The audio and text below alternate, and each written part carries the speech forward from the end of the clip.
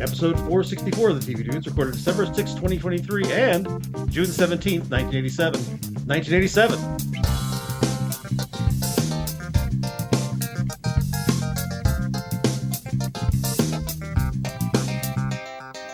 This week, time travel. But before we get to all that, I'm Randy. I'm Les. And before we get to all that, we're already doing it. I'm Nick.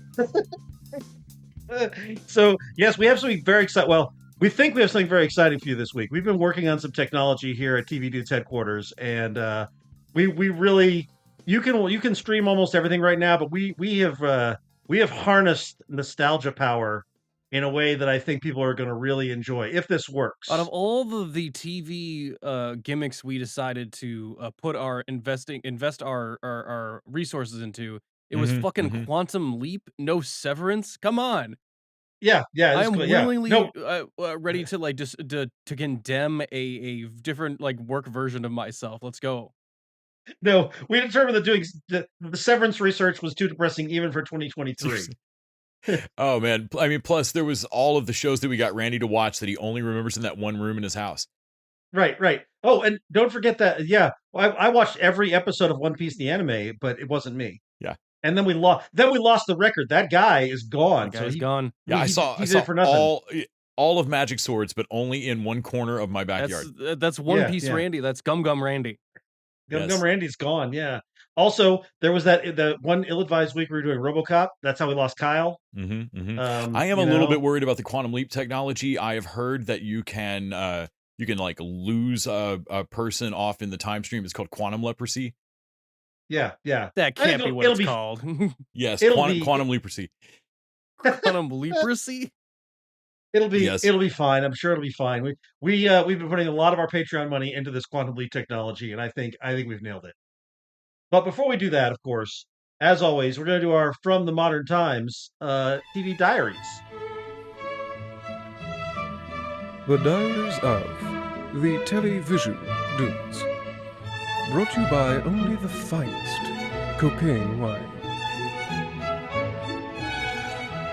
I'll start off. In preparation for our leap, I did a little rewatching. I went back and watched the first two episodes of Moonlighting, which is now streaming on Hulu, and I don't believe I've ever seen it before, to be honest. I watched a bunch of Moonlighting, but I don't think I've ever seen the first two episodes. It's good. Really?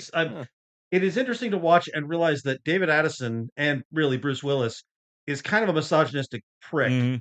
Like the whole, like I'm like, oh man, you are awful. You're an awful person.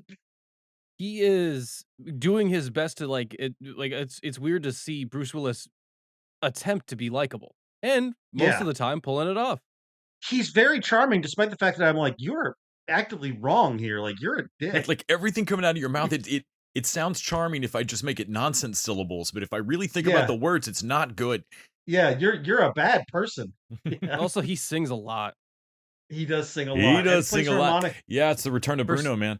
For someone that can't quite hold a tune, he sure is fucking proud of his singing. If he puts both hands around its neck, he can get a pretty good grip on a tune.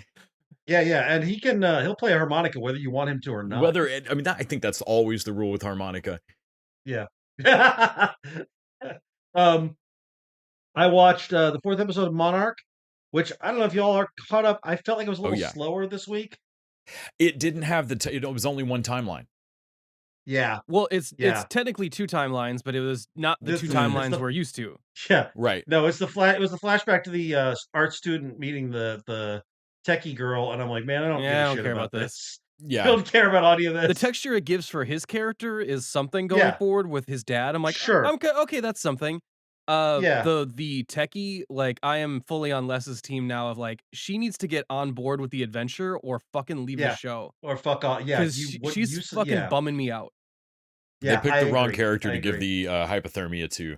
Because it made her the one that like has a legit reason to be extra mad about it, but she's already the character that you had that was not on board. Yeah. I watched the latest episode of Julia, which I'm really enjoying.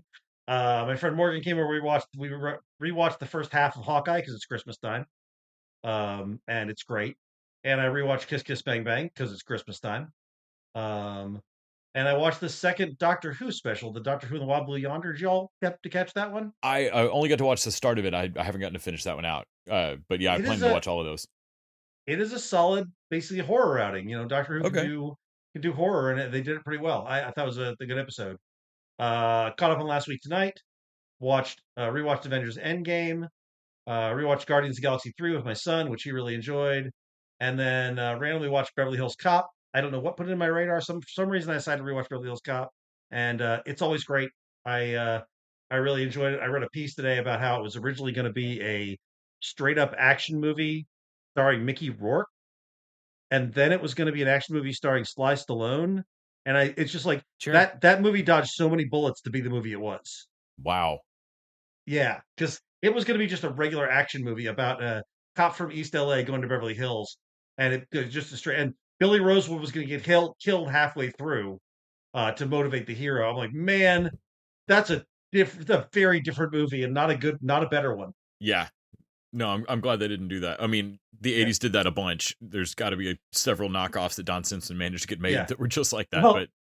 And apparently Stallone, when he came on, changed the character's name to Axel Cobretti. So what? Yeah, we dodged a lot of bullets there, y'all. And thankfully, they all hit and stop or my mom will shoot. And then I watched the latest episode of Fargo, which was phenomenal, as has been every episode of Fargo this season so far. And I think that is my TV diaries for the week. What about y'all? Well, I watched a horror movie about a kid that fights a witch called The Wretched. Uneven movie, but man, the witch effect is creepy as shit. She lives in people's skin, keeps crawling out of things that are TARDIS style. Like the inside of that deer seems bigger on the inside. We did watch that. Honestly, like you put like Les has taken it upon himself to like what stuff we watch together. I'll just copy and paste that over to Nick's side, and like, and honestly, I had those two starting there this week, and I was like, I don't remember what these fucking are. Yeah, that's outside of the witch effect. That's how big an impact The Wretched made. It was not. I'm like Juno Temple. Like, no, we watched these, Nick. Like, it's not ringing a bell. Sorry. You must have touched a wire, Nick. No, that's wrong. Yeah, and then we faulty wiring. A few weeks ago, I don't think we ever talked about it. We watched a movie called The Siege from like 1980. Is this the one with the? Yeah, I've seen this movie. Shit, this is the. No, this is not the Bruce Willis military takeover from the 90s. I have not seen this movie. Not the first movie we've watched that starts with a hate crime, and it won't be the last. Well, it is set in like 79 or 80, and in I believe New York, and this gay bar. I'm sorry, it's not New York. It's Chicago, I think.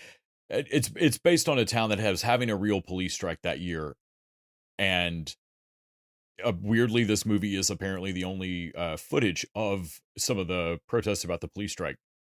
But a gay bar gets hit by a gang, and they accidentally kill one dude. I mean, they whoop on him, but they accidentally kill him. And then they decide, like, oh shit, what do we do? They're like an organized like hate crime gang, like a militia, and so they call their boss and like the Republican Party. Yeah. And like they're like Mr. Wolf fucking shows up and is like, well, boys, we cleaned this up, and they just proceed to kill everyone in the bar. And one dude escapes and runs down the street, and the rest of the movie is a siege, assault on Precinct 13 style of him holed up in an apartment complex with some I guess progressive hippie types. Our straight heroes. Yeah, our straight heroes. Because, Nick and I were like, we hit play on this of like, okay, I can see why we've never heard of this movie, because that sounds insanely progressive. For like you got one guy who gets away, runs down the street, turns around, holes up, and fights these fucking skinheads. And like, we're going to have a gay hero. And we realized within about 10 minutes that like, oh, God damn it, this building full of straight people is going to save him. And sure enough, I mean, they don't just save him. There's 2 or 3 times where there's a pointed moment where he should step forward, and they find him like at one point literally hiding in a closet. Yeah. Like it's just time after time of like he chickens the fuck out, and I'm like, God, he gets the final kill at the end though. They know enough. The movie knows well enough to give him the final moment. But honestly, it reminds me of it's The Purge. like honestly, the Purge watched this movie and decided that yes, we'll change him to a black homeless guy. Yeah, because they're in the middle of, they know it's a police strike that like shit's wild. You shouldn't open your doors. Yeah, they have until the morning to like, well, the police will have control in the morning, and I'm like, this sounds familiar. Like, oh, like please help me come in. Like, hey, give us that guy, like, and we will leave you alone. I'm like, where the fuck have I? Oh my god! Oh my god, it's the Purge. Yeah. So that was The Siege. I also watched a bunch of Bob's Burgers. We finally got into season 5 of The Rookie, which I won't say got back to season 3, but it got back to like a cruising altitude. It's all right. A little more fun. We're only a couple episodes into season 5, but yeah, not quite as pointedly obnoxious. 4 was a rough season, man. Damn. Almost to the final season of Billions, still creeping through it. Of course, kept up on Fargo, which is fucking awesome. Kept up on Monarch, which even though it's slower, was still rad. Keep it up on that trend. Nick and I went and saw Godzilla -1 today. My wife saw that and really liked it. Holy crap, that was good. I mean, it is a lot of very melodramatic.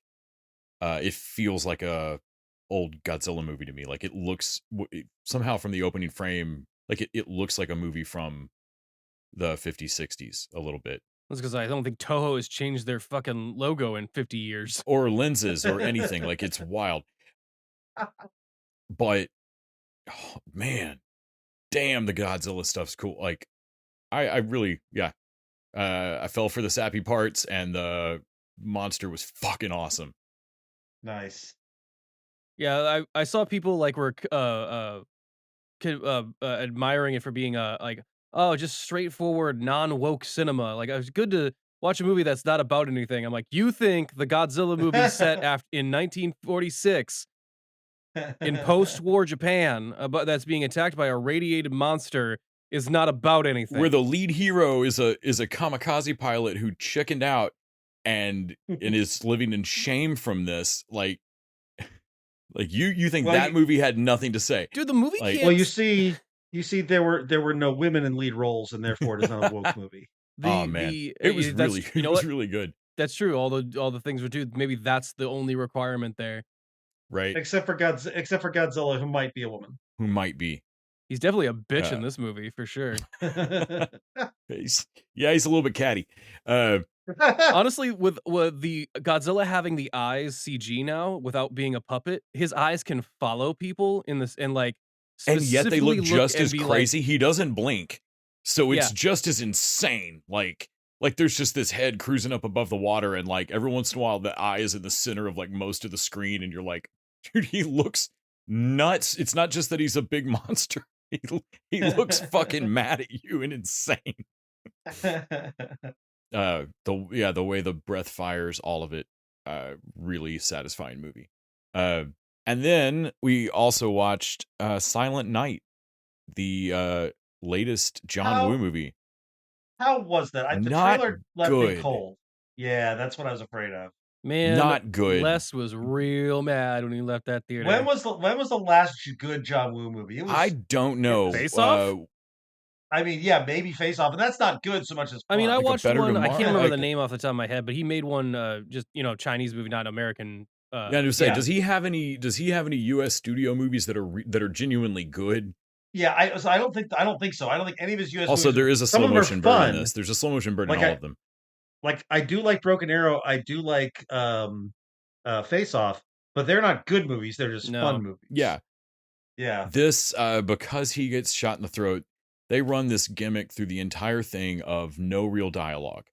Like, except that they break there's it one a or two times. characters. They break the rule a couple of times, but even then it's for like pretty meaningless shit. Most of the time, I guess when they have somebody count, like, because some people talk Spanish in the opening shot in the car, but I guess we don't count Spanish as like spoken dialogue. No, because they don't. Yeah, no, it's just gibberish. No one knows what that means. Seriously, I mean, John. I mean, a lot of people in America are bilingual. Like, well, by the end of the movie, it lends everything this weird silent film mime. Like you keep waiting for Kinnaman to do like a Charlie Chaplin bit. Like everything should have a like dun dun dun, like cut to title cards and have like jazz hands and shit. It makes everything over the top and like too saccharine. And then you add on top of it John Woo's absolute inability to do subtlety, and it was impossible not to laugh a couple of times at points that were definitely not meant to laugh. If there hadn't been anyone else in the theater, I'd have lost my shit laughing. Yeah, I was big mad at that movie by the end of it. Godzilla minus one was much better. I think that's everything I watched. Nick, what'd you get into? Yeah, a movie called Hunter Killer from Gerard Butler's oeuvre. And Gerard Butler, man, that is like a fucking try hard Tom Clancy movie if I've ever fucking seen one. And I realized that there's only so many things a fucking submarine movie can do. Like there's like a laminated list and you just check off boxes. They navigate a trench that like it's not supposed to have an opening, and I'm like, oh, I think that's Red October. And then it's like, oh, and then we bottom out on the seafloor. I'm like, well, that's fucking down Periscope. We thread through like enemy sonar. I'm like, isn't that Crimson Tide? I'm like, wait, I think there's only so many maneuvers a sub can pull off. Yeah, but there is, like, you just named all the good ones, and maybe people should stop making them. like if you there are new things that can be done, because Crimson Tide and Hunt for October are different movies. No, they're very different. I don't think it's the submarine genre. I think it's probably specific to this movie. Yeah, I mean, the plot goes out of its way for Gerard Butler to be. I mean, the book it's based off of a book I found out later that has, and you can tell like there's chapters of like, okay, I can see where the chapters would be like it's following different people's stories. There's the SEAL team that's actually supposed to rescue the Russian president that's in trouble, and then the sub is supposed to be the escape team. In any other movie, that would be like the third act, and they'd be the B team. But that's where Gerard Butler is, so that's where the movie's focus is. I don't know. I can't say I recommend it, but also I can't say that it's an interesting movie as far as what it tries to pull off of. Like, if you try, like, if you were tasked to make a Tom Clancy movie, but you only cared about one of the storylines, but you know that the other ones have to be there. I also watched A Song of Bandits. I tried to get back into that. It was the Korean show on Netflix that I was telling you about a couple weeks back, and about the bandits and like a resistance force in the 1920s, Japanese occupied South Korea. And man, like I want that show to be the kingdom, but it just like you ever put something on in the background and realize that it's so not grabbing your attention that you actually aren't following it and don't really it won't care. Like it's which was good. It helps you get work done. Like if I actually have work to do, because I'll get sucked into other stuff. But I guess the perfect thing for that is like shows like Psych or Burn Notice, where I might, not pay attention for a scene, but it's not like I'm going to be completely lost. Yeah, there's a difference between that and ones that just don't grab you at all. Like, no, I can probably figure out where we are, but like I'm continually not caring. This has a intricate, complex plot with like many people in part of this bandit tribe, and they're supposed to have like cool abilities, like a sharpshooter, and one guy was a stage clown or whatever, and that is how he knows how to juggle and catch knives. And I find myself have like the credits are rolled, and I'm like, oh shit, I missed that entire episode. What happened? Yep, that's Fuck. That's a sign, yeah. And then yes, me and Les did watch The Muppet Show, and I love The Muppet Show so much. Oh, you like Muppets? I do. Yes. Okay, yeah. Never. I love Muppets in general. About shows that you throw on and just let play. The Muppet Show's great for that, and also doing that on rewatch. Occasionally, you'll look up and go, "Have I never looked up in this 1 minute before? What the fuck is that? What's going on?" The Muppet Show is it feels like it's made in a decade where everyone was kind of on psychedelics, like. Yeah, it just kind of dreamily rolls along. When they finally get somebody big like Steve Martin, they completely play it off and do like oh, we booked you on the wrong week. We're actually holding auditions. Well, what was some of the guests we watched, Les? There was the Leslie Ann Warren was the most famous person I recognized. Oh wow. Then there was the no, I'm sorry, Danny Kaye. Danny Kaye. Okay, all right. Danny Kaye goes on, and I 30 years noticed past it. Like God love him, but 30 years past his heyday, gotta be. The thing they do, and it's low level brilliant, because in the opening, they do the opening song, but there's a part in the middle right before they go that it's the most sensational. Like there's a before that bit of it, Stadler and Waldorf get a hit on whoever the guest star is, or whatever the just ever the whatever their theme they're going for. Yeah, they get their joke in, And this one, for Danny Kaye's, it just shows them not speak. They get up and they leave. Which they look out over the edge and and they shake their heads and they leave. And I felt like a stabbing pain in my heart of oh my God, they've never done that. Have I never noticed the episode where Statler and Waldorf don't even bother to make jokes? They're just like, nope. No. And they spend the entire episode sitting on the stoop in the back outside the studio, refusing to watch the show. They keep shit talking this K character. What's his name? K. He's the whatever worst. His name is K, this piece of shit. And Danny Kaye is just it's like when the bullies won't pick on you because they feel sorry for you, and he's like, oh no.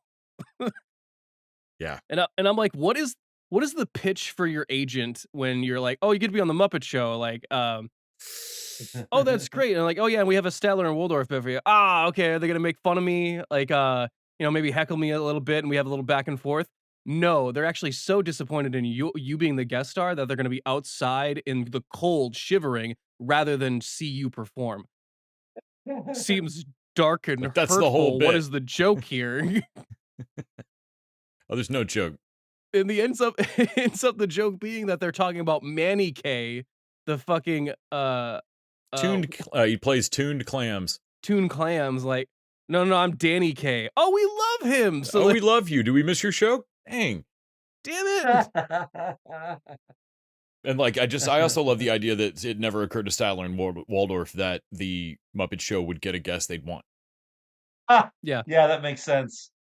Well, again, everyone, the low level brilliance of that in universe, the Muppet Show is not that good, and the celebrities are always kind of pissed that they're there, or mad at their agents of how did I get fucking booked on this thing? Well, Kermit, I really wish I could say this was the best best experience I've ever had. Oh, you'd say that? You're I said I wish I could say that. But yeah, I close the curtains on my TV Diaries tonight with that. All right. We ready to do this? We got everything powered up. Yeah, I think we do. Is it time to jump in the? I think it's time to get the quantum leap machine. All right. So if this works, Nick, when we come back, what we're gonna do is we're taking back a recorder and we're gonna bury it, and then even if we don't make it back, Nick will cut in the show. But we're pretty confident we'll make it back. Sure. If we make it back, then we'll just dig it up when we get back. Depending on if this is Ouroboros eating your own tail thing or string theory, it should already be outside and buried already. Right. We could go check right now. Yeah, no, that's what? The trash can in Bill and Ted. We better flip it on first. We don't know. This could be Avengers Endgame rules. We don't actually know what's going to happen, but in theory, I have a strange feeling it's going to be more Bill and Ted. We're going to jump back to June 17th, 1987.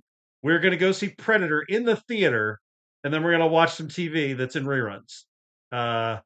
And I'm very excited about this. I hope you all enjoy. All right, let's quantum leap this thing. Anyway, can you hear me? What's going on? I'll take that filter off. Hold on. That's a good idea. You should do that. Yeah. As though it's lower quality on these recordings. Here, I'll see if I can enhance. CSI this motherfucker. All right, we're coming to you from 1987, where we have just spent a little time watching some TV and a movie, and we're going to talk about the movie. Oh, Patreon reminder. I forgot. I'll do it right now. Just a reminder, you can support us by going over to patreon.com/tvdudes, throw us a buck an episode. You can't right now as we record this, because in 1987, Patreon hasn't been invented yet. Hey guys, should we invent Patreon when we're here? Will that break the space-time continuum? Probably will. Okay, all right, fair enough.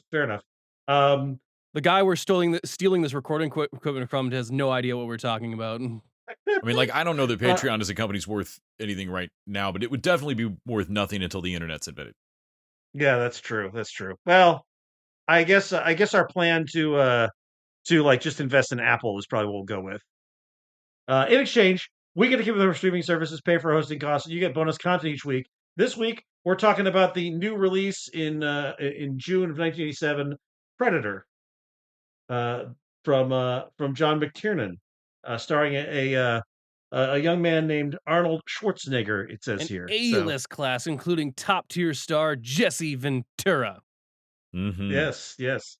But before we get to that, we're going to talk about some TV we watched, and our main course for tonight is a little show called Moonlighting, which, as we record this, is in reruns. And the rerun we caught was actually a pretty interesting one. This is the episode called. Let's see, I have it here. I Am Curious. ... Maddie, I believe. Maddie.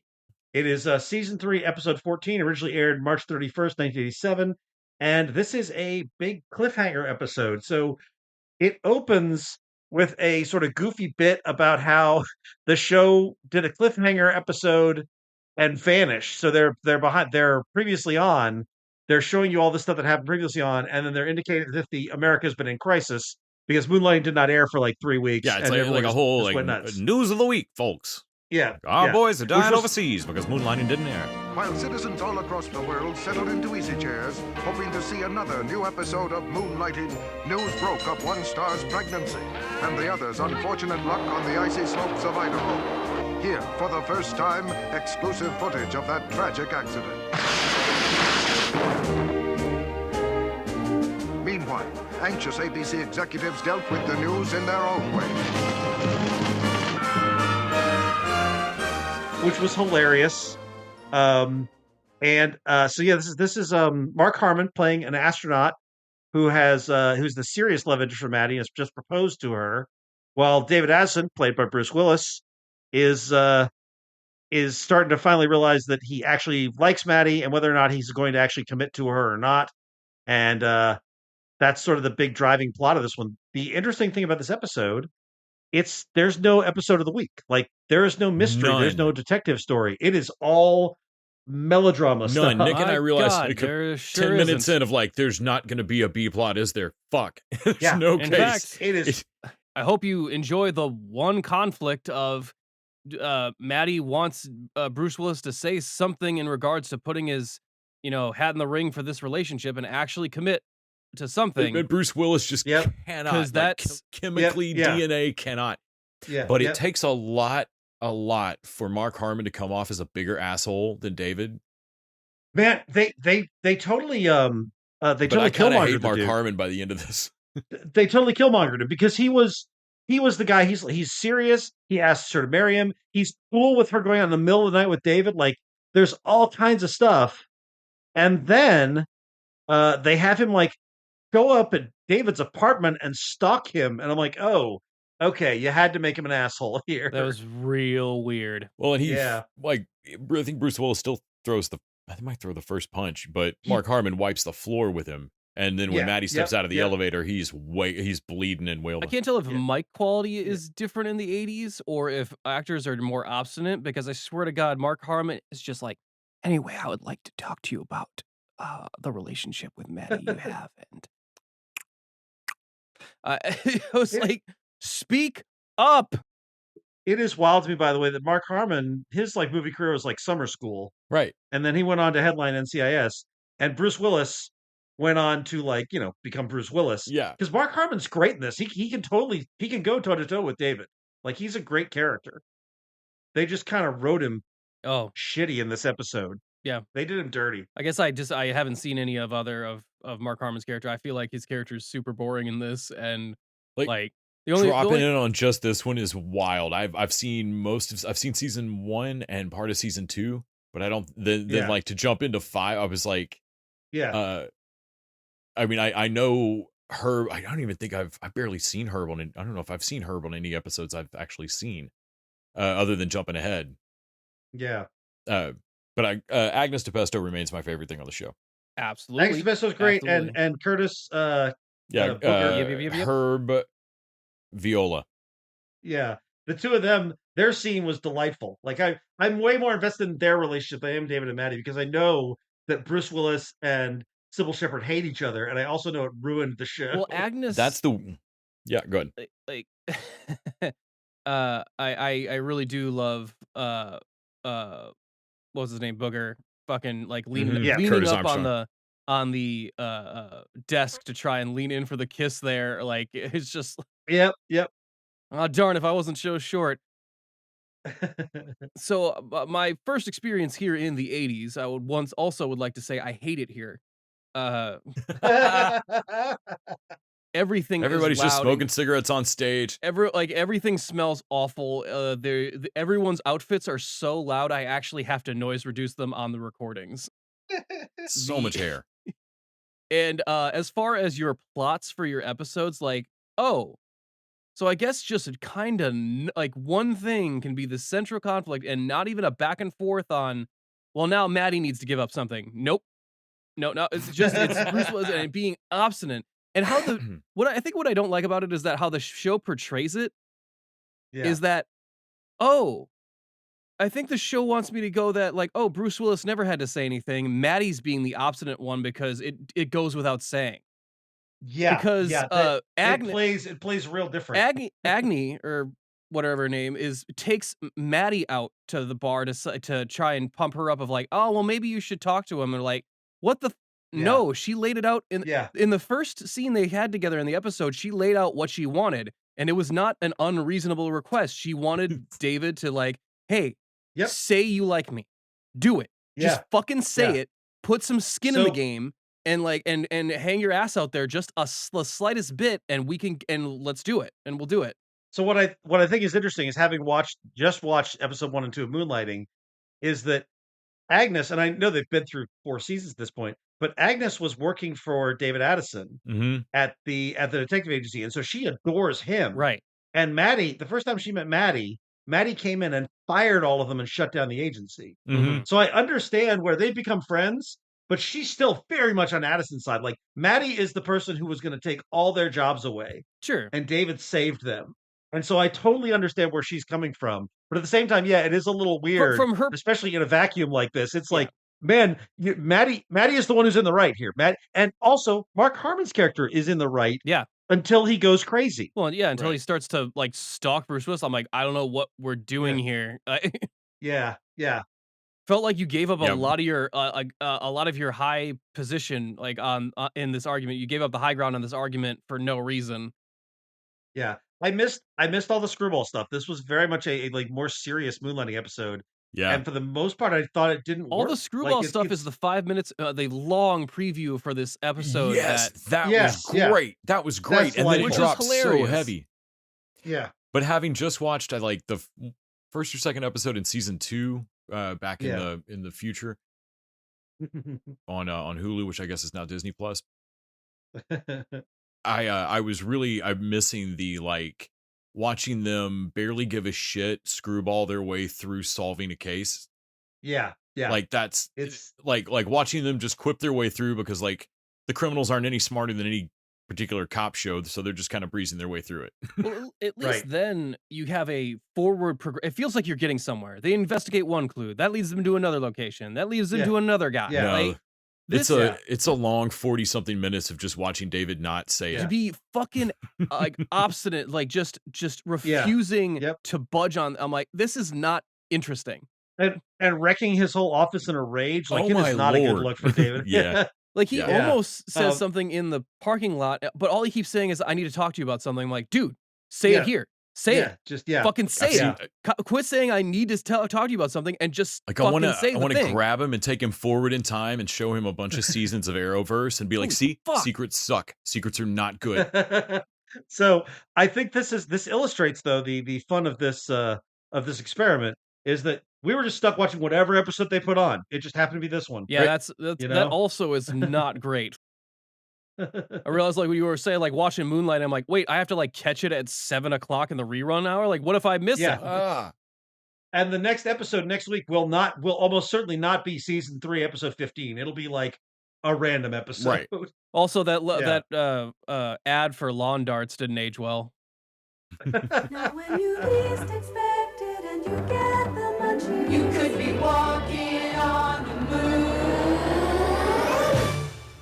You want to get on back 'cause the host is packed. Just can't open up too soon. Hostess potato chips, they got a priceless world of taste for you. Yum. All right. Shall we move on to our comedic side dishes that we have? All right. So Les and I both got to rewatch some of our favorite sitcoms here, and I think landed on a couple pretty good episodes, actually. Yes. Yeah, I know for me, Night Court and Cheers to a degree, just a lot of sitcoms were the babysitter that I had when my parents were definitely not going to get a divorce before they got a divorce. And so I have just nothing but fond memories. This is where I learned how much I love bad puns and vaudeville and dad jokes and structure of jokes, really. I used to watch Cheers and Night Court sort of back to back at like 10 and 10:30 at night, like in high school and college. Yeah, it was also these were kind of the birth of syndication, and so this is the first time that a lot of us got that what eventually became the Simpsons Seinfeld fix of watching 3 hours of a show every day, 5 days a week for all of college. Let's start with Cheers the Motion Picture, which is season 5, episode 24, aired April 2nd, 1987 originally. This is an episode that I love this show. The basic concept here is that Woody is being called back to Indiana by his parents because they don't believe he should be in Boston. Well, and I think it's because his uncle came and visited and somehow came away with the idea that everyone in New York was a dead-end loser who would destroy his life and drag him down. And like the whole bar's like, why would he think that? And like Clavin walks out just at the moment where they all turn and like, oh, yeah. Well, it was good knowing you. They all decide to make Diane is gonna make a movie for them, right? Isn't Diane makes the original movie? Yes. Or does Diane recut it? No, Diane recuts it at the end into whatever. She's the fuck shooting that it was. at the start. Yeah, she's shooting it at the start though, and she finally storms out. Yeah, and Sam takes over. Yeah. The bits though where they go like there are things in this where they cut it together that you never get to see in Cheers.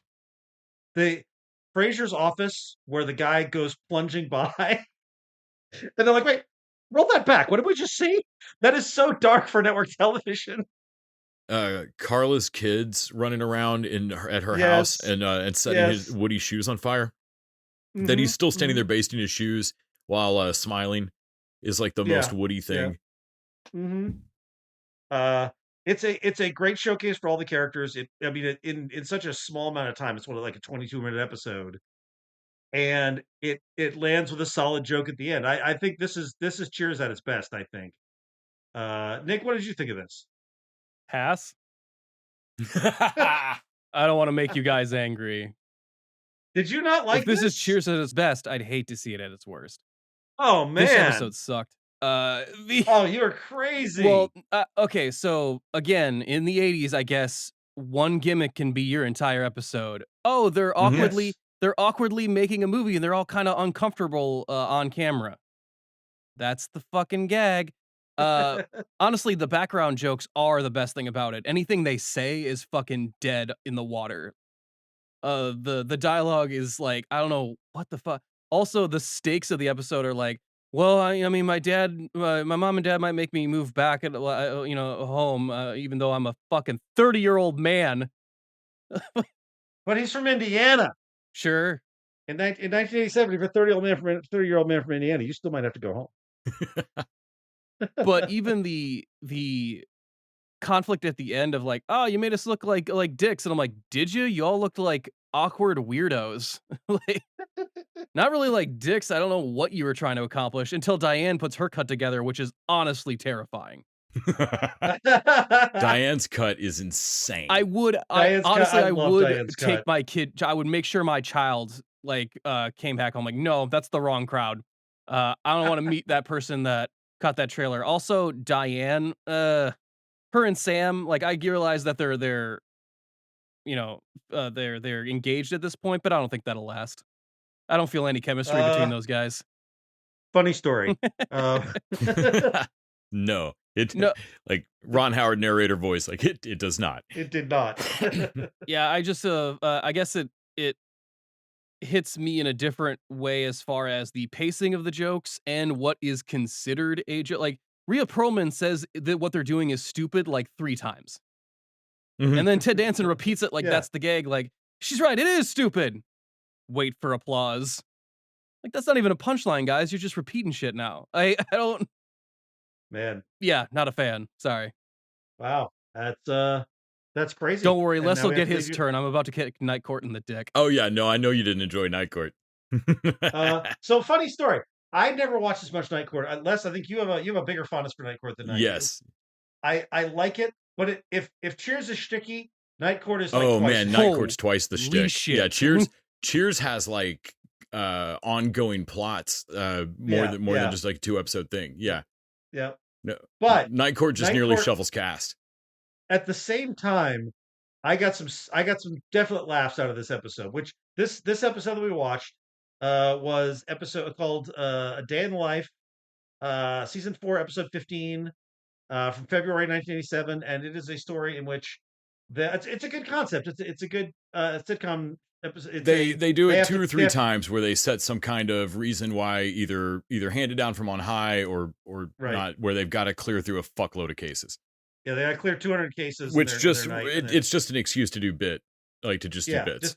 just to keep cutting back to bits. And I love that they open with Dan Fielding and his horny man. The ongoing thing with Sheila. That character aged great. Yes, everything about Dan aged great.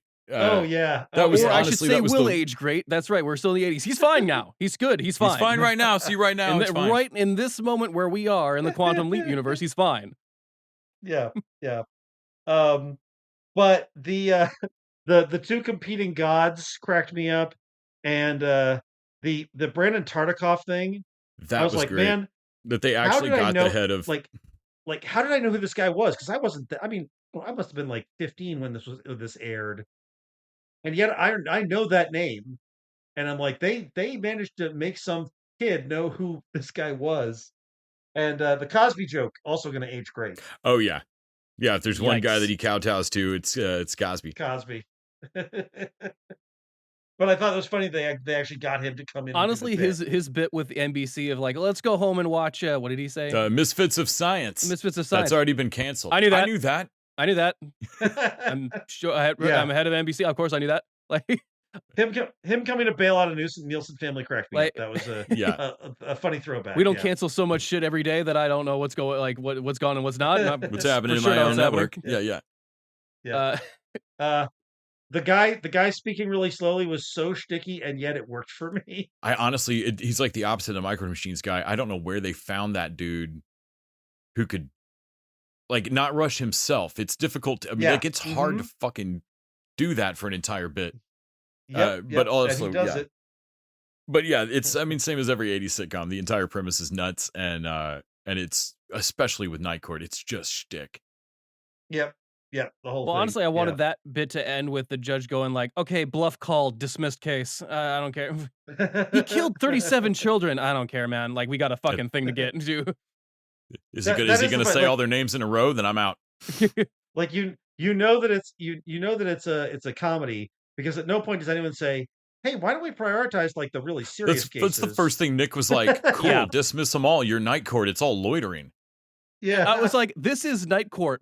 Like, if there's 200 cases, 195 of those are going to be loitering and soliciting, and the other 5 Yeah, are going to yeah. be drunk disorderlies." Well, there was at least one crazy murder there because they were about to let that guy go. Well, that was just a guy wearing a hockey mask, and he said, "I'd kill to get out of here." And I'm like, "Okay, well, I mean, he's wearing a mask." Like, it's not a great line to say immediately, but yeah, the onus of the joke is that we can't let these these people get away with their heinous crimes of standing where they weren't supposed to. What about the people that burned all the Barry The Manilow first books? one up is loitering. I'm like, guys, you got to start with a different one. Aren't you glad we're staying here all night? This first one's rape. Oh God! Oh no! Honestly, the old woman that is prostituting herself at the retirement home, I'm like, look, just admire her body positive, like her sex positivity, and fucking dismiss the case, man. Yep.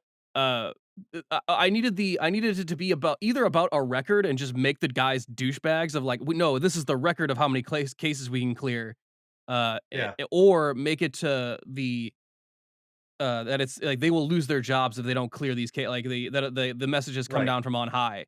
But the stakes are that if whoever doesn't get processed by midnight is dismissed. Yeah. Which is why the last guy wants Dan to read the entire charge. Right. And I'm like, okay, cool.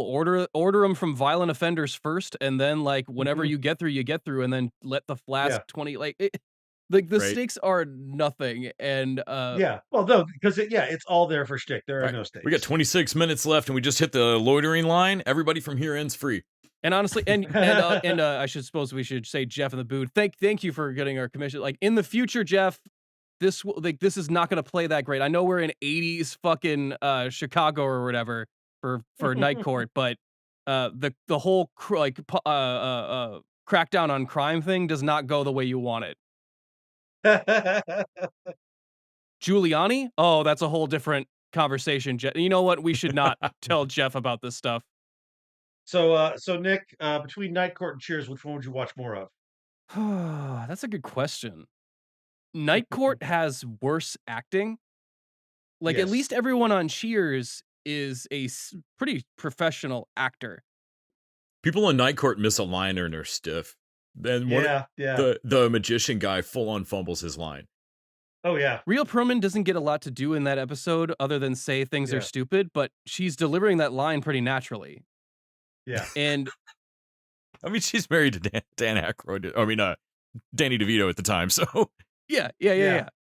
And Night Court is filled with like a lot of almost comedians that John Larroquette is honestly, he's too like, dude, you need to hire a worse actor. He can't be around all these other people. Like he's fucking blowing them out of the water by just standing there. Yeah. Right. I think Harry Anderson also is pretty great. Oh yeah. I mean, yes, he's a magician turned actor, but he is good in that but role. Also, Randy, you are correct in the fact that if you think Cheers is sticky, Night Court will unironically put the guy shrunk himself in a laundromat. Yeah. Nobody in Cheers has ever fully defied physics for the bit, I don't think. I'm like, what is the point? Like, he tried to kill himself in a washing machine.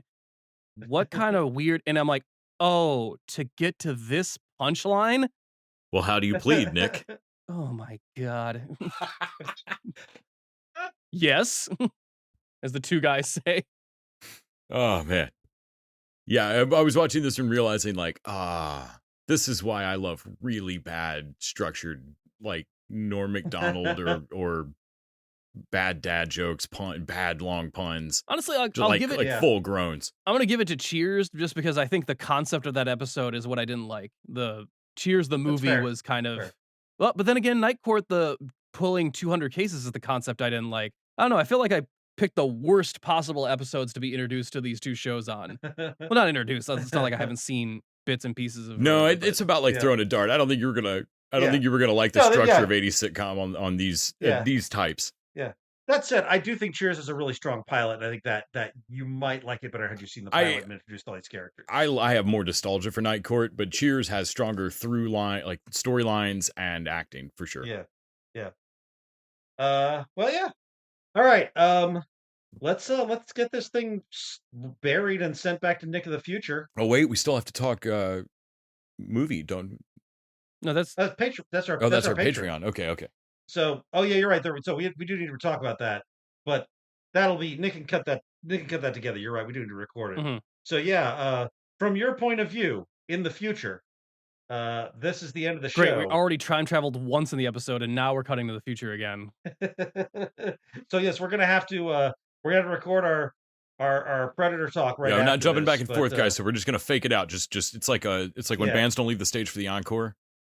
Yeah. Just pretend. Just everybody turn around, turn back around. Nick's gonna cut this together if this works. If it doesn't work, I don't know. Maybe somebody will dig it up in the future in like 2072 and be like, "What is this?" And it'll be the lost episode of the TV Dudes who disappeared in 2023 trying some bold time travel experiment. Anthropologists trying to figure out why these three guys are huddled around microphones. Oh, I suppose this is the time to tell you, Jeff, that actually this is going to be Les's house in the future. So, don't tell your kids to not move it, preferably in the next 3 years. Don't worry about it, Jeff. Just make sure it's done before then. Also, hug them and tell you love them. You don't have a lot of time. In general, just. Have you been going around telling everybody there's a nuclear war in 1992, Nick? Because that's not funny. It's the premise of a lot of 80s movies, man. Come on.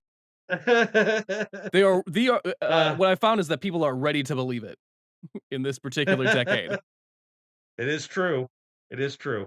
Also, Red Dawn isn't funny, apparently. This whole decade's confusing. It is. It is true. I lived through it originally. It was confusing then. All right. So we'll be back with our Patreon, but for this episode, until next time. Oh no, something's wrong with them.